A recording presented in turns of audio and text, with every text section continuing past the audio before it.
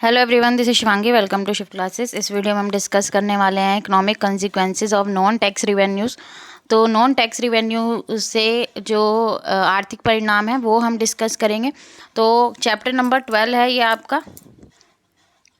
तो कवर कर रहे हैं हम नीरज की बुक में से पेज नंबर 90-91 पे आपको ये आंसर मिल जाएगा। जिनके पास बुक्स है तो वो वहाँ से देख लेना, पहले समझ लो, और जिनके पास नहीं है वो स्क्रीनशॉट ले लेना। तो चलिए स्टार्ट करते हैं। तो नॉन टैक्स रिवेन्यू एक मेजर पार्ट है गवर्नमेंट के रिवेन्यू का, क्योंकि गवर्नमेंट का जो सोर्स ऑफ रिवेन्यू है कि भाई इनकम जनरेट कहाँ से होती है, गवर्नमेंट को टैक्स से होती है। तो नॉन टैक्स रिवेन्यू के सोर्सेज मैं आप लोग को पहले ही बता चुकी हूँ। अगर आपने नहीं देखा तो प्लेलिस्ट में आप लोग चेक कर लेना। और इसका जो इम्पैक्ट होता है इकॉनमी में, दोनों ही वे में होता है, पॉजिटिव नेगेटिव दोनों ही वे में होता है। तो पहले हम बात करते हैं अब इसके जो इकोनॉमिक इम्पैक्ट हैं वो हम देखते हैं। फॉरेन एड, ठीक है, जो विदेशों से मदद मिलती है। तो विदेशों से जो मदद मिलती हैं, कुछ कंट्रीज़ में क्या हुआ है कि जो डेमोक्रेटिक जो रिफॉर्म है उनमें डिले हुआ है। अब जो फॉरेन ग्रांट्स हैं इंफ्रास्ट्रक्चर डेवलपमेंट के लिए दिए जाते हैं वो इम्प्रूव करते हैं वेलबींग, ठीक है, उसके देश की। भाई जिस देश के लिए भाई ग्रांट दिया जा रहा है, मदद की जा रही है, जब तक कि वो जो ग्रांट है उनका सही तरीके से इस्तेमाल नहीं किया जा रहा, इम्पोज नहीं किया जा रहा, जब जब तक उनका इस्तेमाल नहीं किया जा रहा, अगर उनका इस्तेमाल अच्छे तरीके से होगा तो जो इम्प्रूवमेंट है वो वेलबींग जो है पीपल का, वहाँ के लोगों का, वो वेलबींग जो है वो इम्प्रूव होगा। कुछ जो ग्रांट हैं जो कंडीशंस के साथ इम्प्रूव करते हैं स्ट्रक्चरल एफिशिएंसी इकॉनमी की, सुटेबल रीओरिएंटेशन किया जाता है पॉलिसीज़ का और रिफॉर्म का। कई बार क्या होता है कि फॉरेन ग्रांट्स के साथ कंडीशन अटैच होती है, तो जो गवर्नमेंट होती है उनको अपनी प्रायोरिटीज़ को शिफ्ट करना पड़ता है अपने पीपल्स की विशेष को टू दैट डोनर, ठीक है, कि भाई वो अगर हमें ग्रांट दे रहा है, कोई फॉरेन की तरफ से हमें मदद मिल रही है, तो गवर्नमेंट को उनकी बात माननी पड़ती है। उनके साथ वो कंडीशन अटैच कर देते हैं कि भाई आपको इस तरीके से इस्तेमाल करना होगा। तो उसे अपने लोगों की इच्छाओं को छोड़कर जो डोनर है उसकी इच्छाओं को देखना पड़ेगा। और कई बार जो गिफ्ट और डोनेशन होती है भाई किस समय दी जा रही है, वार या डिज़ास्टर के टाइम दी जा रही है, तो वो जो उससे होने वाली हानि है उसमें वो हमारी उससे रिकवर करने में हमारी मदद करते हैं। अब जो सुपीरियर गवर्नमेंट से ग्रांट मिल रहा है, ठीक है, अब वो सुपीरियर गवर्नमेंट हमारे देश की भी हो सकती है कि भाई स्टेट लेवल वाली सेंट्रल लेवल को दे रही है, या फिर अदर कंट्री की गवर्नमेंट जो है वो अदर कंट्री को, मतलब जो डोनर है वो दूसरी कंट्री की हेल्प कर रहा है। तो जो सुपीरियर गवर्नमेंट से ग्रांट मिल रहा है, ठीक है, फॉर किसी भी सर्टेन प्रोजेक्ट के लिए, तो जो रिसिपेंट कंट्री होती है उसको कुछ जो परसेंटेज है एक्सपेंडिचर का वो शेयर करना पड़ता है। तो ज़रूरी नहीं है कि सारा ही जो सुपीरियर गवर्नमेंट है मैं वो मदद करेगी। तो कई बार जो लार्ज डोनेशन होती है वो कंट्रीज़ की काफ़ी ज़्यादा मदद कर देती है। फिर आता है फाइन्स। तो जितना ज़्यादा हायर रेट ऑफ फाइन्स होगा, ठीक है, उनका एडवर्स इम्पैक्ट भी हो सकता है कि भाई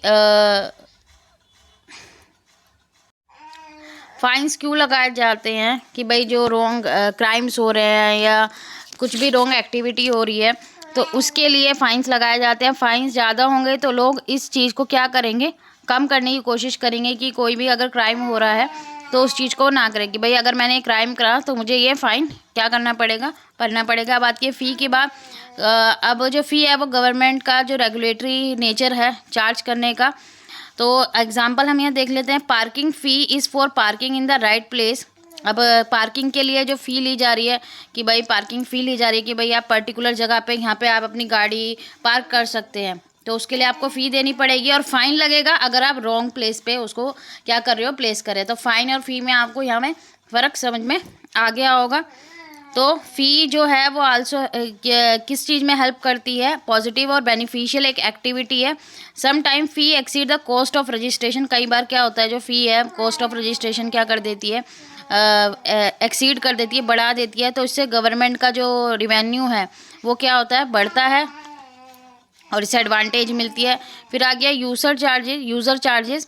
तो user charges are charges for using services. तो यहाँ पे जो सर्विसेज गवर्नमेंट प्रोवाइड कर रहा है उसके लिए चार्ज ले रहा है। जैसे पब्लिक यूटिलिटीज़ जो हैं, जैसे हो गई हमारी रेल ट्रांसपोर्ट है, इलेक्ट्रिसिटी, पोस्ट ऑफिस है, तो ये सारी सर्विसेज गवर्नमेंट प्रोवाइड कर रही है। तो उसके लिए हमें कुछ फ़ी भी जो है, जो चार्जेस हैं वो पे करने पड़ेंगे। तो ये गवर्नमेंट का क्या है, रिवेन्यू सोर्स हो गया। फिर आ गया साइन रेज, ठीक है। बाकी आप लोग रीड आउट कर लेना। साइन रेज जो है वो डिफरेंस होता है किसके बीच में, value of currency and the cost of producing it, कि जो करेंसी बन रही है उस करेंसी को बनाने में कितना पैसा लग रहा है, ठीक है, वो करेंसी कितने की है और कितना उसमें पैसा लगा है, उनके बीच का जो डिफरेंस है। तो जो इसको कंसिडर किया जाता है as a profit of government. तो जैसे सोर्स ऑफ गवर्नमेंट रिवेन्यू अब सेंट्रल बैंक होता है, ठीक है। It is a source of revenue of the government as it own the central bank of the country. The central banks में एक profit as the printing cost of piece of currency note of 2000 could be only ₹4। Seigniorage is often said to be silent tax. तो यहाँ पे साइनरेज को क्या कहते हैं, silent tax कहा जाता है। Seigniorage does not end therefore it can not be a cause for inflation. तो ये इन्फ्लेशन का कारण कभी नहीं बनता है। While tax reduce the power of people to purchase. अगर टैक्स की हम बात करें, वो हमारी जो परचेजिंग पावर है उसे रिड्यूस कर देता है, क्योंकि टैक्सेस से क्या होगा, चीज़ों के दाम बढ़ जाएंगे, तो उससे क्या होगा, इन्फ्लेशन आएगा। लेकिन साइनरेज से नहीं आता बात यह इंटरेस्ट और प्रॉफिट। तो गवर्नमेंट इंटरेस्ट और प्रॉफिट जो है वो अर्न करती है, ठीक है, जो भी उसके अंडरटेकिंग एंटरप्राइजेज होते हैं उनके थ्रू। तो गवर्नमेंट को डिविडेंड मिलता है उसके इन्वेस्टमेंट से। Government is not the business of extending loan as money lender does not help other government और it's employ by giving loan for certain well defined purposes, ठीक है। तो ज़रूरी नहीं है कि वो किसके लिए, कि गवर्नमेंट एक्सटेंड करना चाहता है अपना लोन, कि मनी लेंडर बनना चाहता है, बल्कि वो लोगों की मदद भी करता है कि लोन प्रोवाइड कर रहा है, ताकि जो वेल डिफाइंड पर्पज़ है कि भाई हाँ कि ये काम जो है वो आगे देश को बढ़ाएगा, तो इसके लिए भी। Repayment condition make the recipient responsible to judicially investment the money. तो यहाँ रीपेमेंट कंडीशन रखी जाती है ताकि जो सामने वाला जिसने बोरो किया है वो सरकार को वापस करेगा पैसा, ठीक है। तो ये था कंसिक्वेंसेस। बाकी आप लोग रीड आउट कर लेना, स्क्रीनशॉट ले लेना। आई होप आपको ये क्लियर हो गया होगा। अगर वीडियो अच्छी लगी हो तो like it, share it and subscribe my channel. Thank you.